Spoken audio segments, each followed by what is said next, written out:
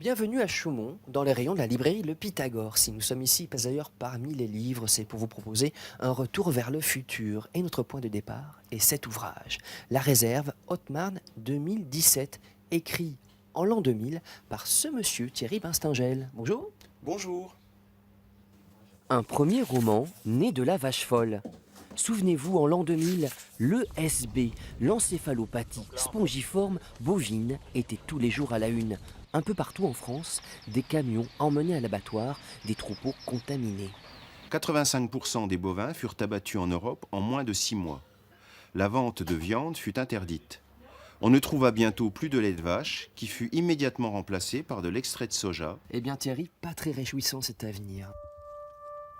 Dans La Réserve, Thierry Binstingel imaginait en 2017 un monde sans vaches.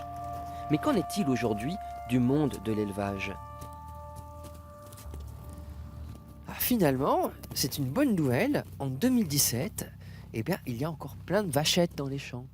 Oui, comme celles qui sont derrière nous et qui sont magnifiques, ce qui prouve que finalement, dans la réserve, je me suis trompé. Nous sommes au GAEC de la Voivre, à Millières, un village à l'est de Chaumont. 270 ruminants travaillent ici. Bonjour messieurs. Sous le contrôle de Gaylord Bernard. Enchanté. Bonjour. Et Emmanuel de Corse. En 2017, les vaches sont toujours là. Par contre, c'est les agriculteurs qui ont tendance à disparaître. Comment vous voyez votre avenir ? Notre avenir, j'ai un fils qui a 20 ans qui voudrait revenir sur l'exploitation. Sur l'exploitation que nous avons qui est assez conséquente, il y a du travail pour 3 personnes, mais nous n'avons pas les salaires pour fournir, pour qu'ils puissent venir. Un litre de lait qui est vendu 80 centimes au consommateur et nous, il nous est acheté au mois de septembre 26 centimes. Je trouve qu'il y a un énorme écart pour ce prix-là. Je voudrais comprendre quels sont les intermédiaires, qui prend la marge, parce que nous, on est en dessous de notre coût de production. On veut simplement vivre.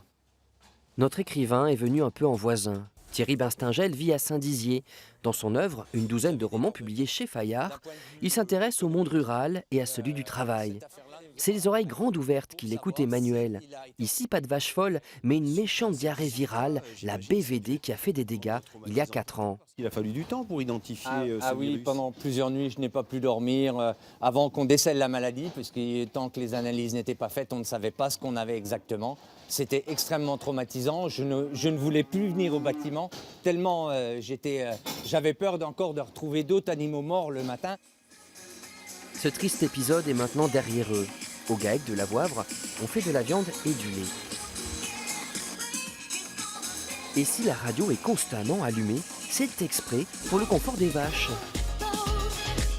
Ce robot de traite n'a plus rien de révolutionnaire, mais témoigne de l'évolution fascinante du métier d'éleveur. Elle se fait laver et stimuler les mamelles. Et après, il y a un bras qui vient chercher sous la bête les mamelles avec un faisceau lumineux. Chaque bête porte aussi un collier intelligent autour du cou. Il mesure le temps de rumination ou le nombre de pas effectués, ce qui a son importance. Plus son activité est haute, plus elle est susceptible d'être en chaleur. Voilà. Et comme l'agriculteur ne passe pas sa vie devant un ordinateur, toutes ces informations se retrouvent sur le téléphone portable.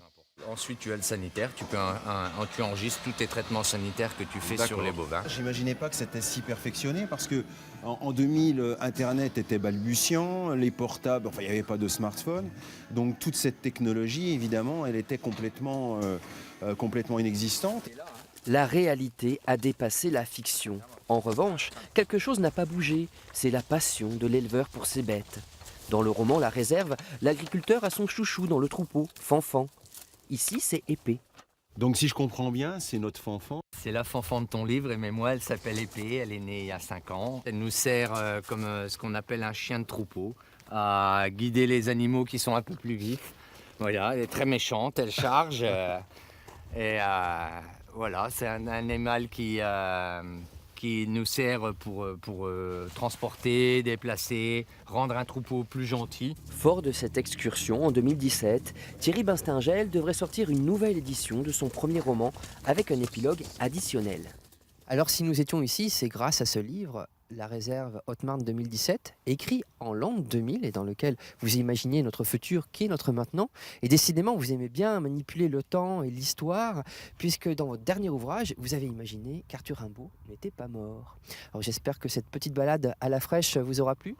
Ah, ça m'a ravi et j'ai été très content de retrouver les vaches que j'ai beaucoup décrit et beaucoup aimé. Nous étions amis hier en Haute-Marne. La prochaine fois, nous serons ailleurs, en Champagne-Ardenne.